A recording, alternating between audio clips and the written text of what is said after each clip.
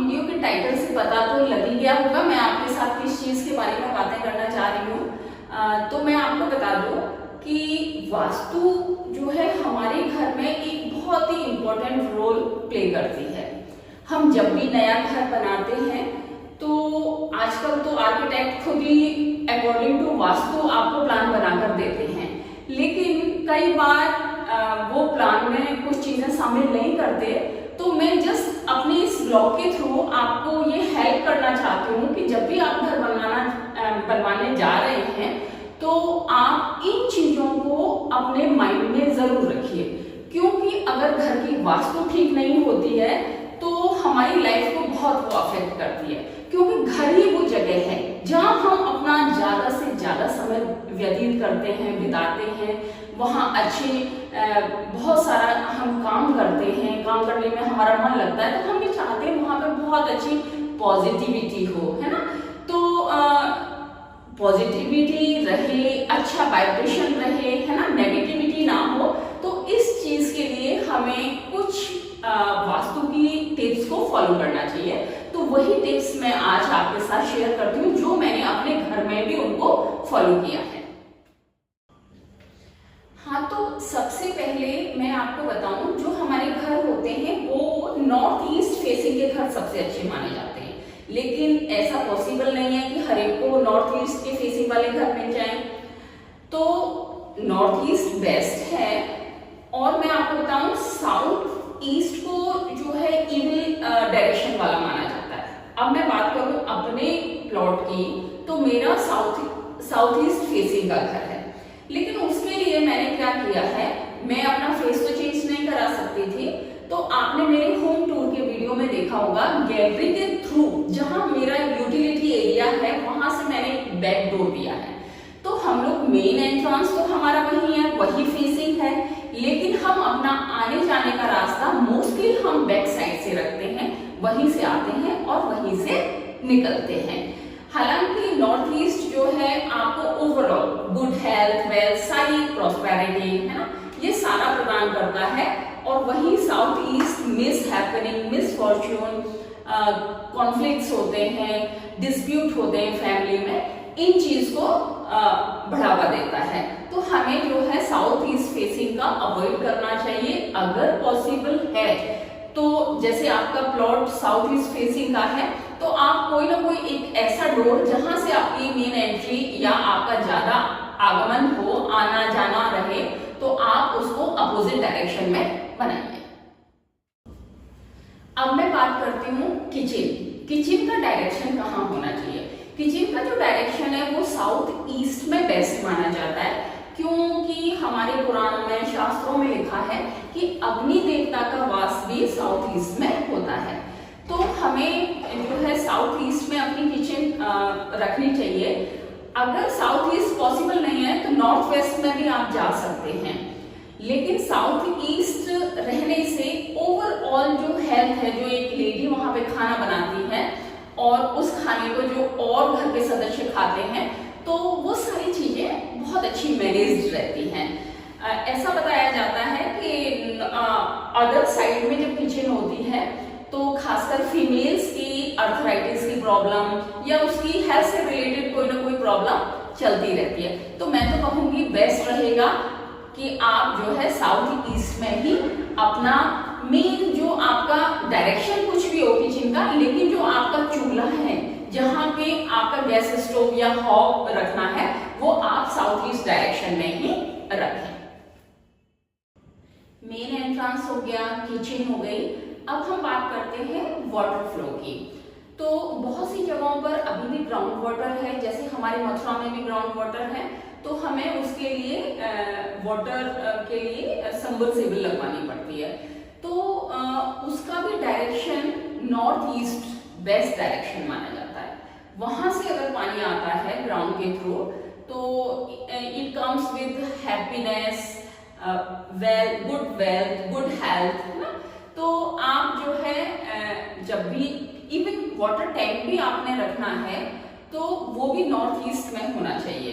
तो मैंने अपना सबमर्सिबल जो लगवाया है वो नॉर्थ ईस्ट में ही लगवाया है। पहले एक्चुअली मेरा बाहर था और वो भी कुछ दिन पहले ही मैंने लगवाया था, लेकिन जब मैं घर बना रही थी और मुझे वास्तु बिल्कुल ध्यान में रखना था, तो इसलिए मैंने दोबारा से अपना यहाँ पे खुदाई करवा के सबमर्सिबल नॉर्थ ईस्ट में ही प्लेस करवाया है। वहीं आपका वाटर आउटलेट भी नॉर्थ में ही जाना चाहिए। मेरे सारे बाथरूम्स का जो वाटर आउटलेट है वो नॉर्थ में ही है, तो वो भी बेस्ट चीज है वाटर आउटलेट के लिए कि आप जो है उसकी दिशा नॉर्थ में ही रखें। अब मैं बात करती हूँ सेप्टिक टैंक की। तो सेप्टिक टैंक या सीवेज जो टैंक होता है उसका डायरेक्शन हमारा नॉर्थ वेस्ट में होना चाहिए। नॉर्थ वेस्ट इसलिए बताया जाता है कि जो हमारा डाइजेस्टिव सिस्टम है या और भी स्टमक से रिलेटेड जो बीमारियां होती हैं, नॉर्थ वेस्ट में सेप्टिक टैंक होने से वो उनसे बचा जा सकता है। तो हमें ये ध्यान रखना चाहिए कि अपना सेप्टिक टैंक हमें नॉर्थ वेस्ट में ही हम रखें। दोस्तों, अगर आप अच्छी हेल्थ और लंबा जीवन चाहते हैं तो मास्टर बेडरूम को आप हमेशा ही साउथ वेस्ट में बनवाएं।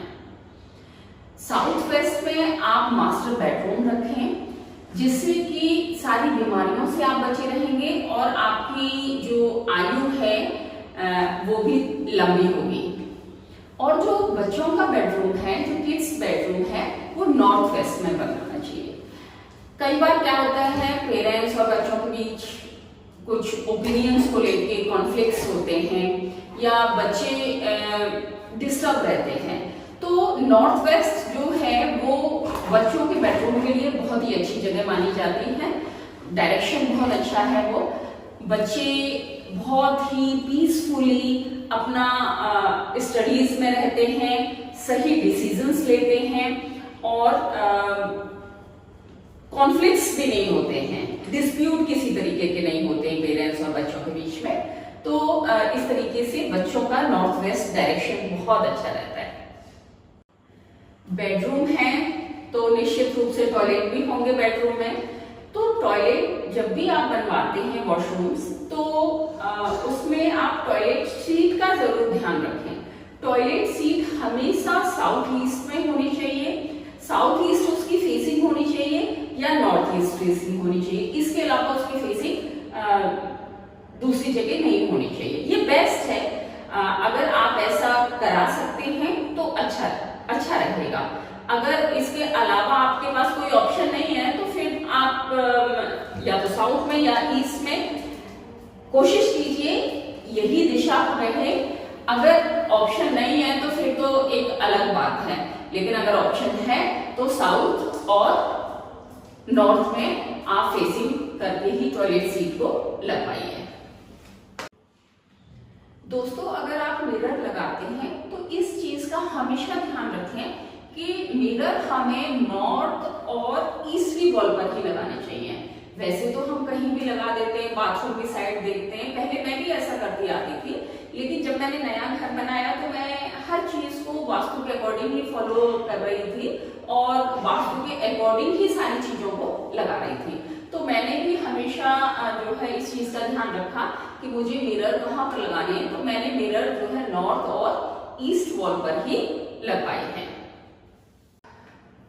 अगर आप इलेक्ट्रिक अप्लायंसेस जैसे आपका मीटर है, इन्वर्टर है, जनरेटर है, ये सारी चीजें आप साउथ ईस्ट कॉर्नर में रखें, घर के साउथ ईस्ट कॉर्नर में, तो बहुत अच्छा होता है। क्योंकि इलेक्ट्रिसिटी को भी अग्नि देवता के रूप में ही देखा जाता है। और मैंने जहां आपको बताया कि किचन जहां पे हमारा स्टोव होना चाहिए, किचन की जो स्लैब जहां पर हम हॉब रखें या गैस स्टोव रखें, वो साउथ ईस्ट में होना चाहिए। उसी तरीके से हमारे जो इलेक्ट्रिक मीटर्स हैं, इन्वर्टर्स हैं या जनरेटर्स हैं, ये सारी चीजें हमें साउथ ईस्ट में ही लगानी चाहिए। साउथ ईस्ट बेस्ट प्लेस है उसके लिए। ऐसा कहा जाता है या वास्तु के अकॉर्डिंग ऐसा माना जाता है कि अगर साउथ ईस्ट दिशा में रहती हैं ये सारी चीजें तो बहुत अच्छा होता है। इसके अलावा हम कहीं और उनको प्लेस करते हैं तो घर का जो हेड होता है, जो मुखिया होता है, उसकी हेल्थ को लेके कुछ प्रॉब्लम्स रहती हैं। वो थोड़ा सा असंतुलित, इम्बैलेंस जिसे कह सकते हैं, उस तरीके का रहता है। तो हमें अवॉइड करनी चाहिए ये सारी चीजें, ध्यान में रखना चाहिए। चाहिए कि जब भी अपने मीटर्स और इन्वर्टर्स वगैरह लगवाएं तो वो साउथ ईस्ट में ही लगवाएं।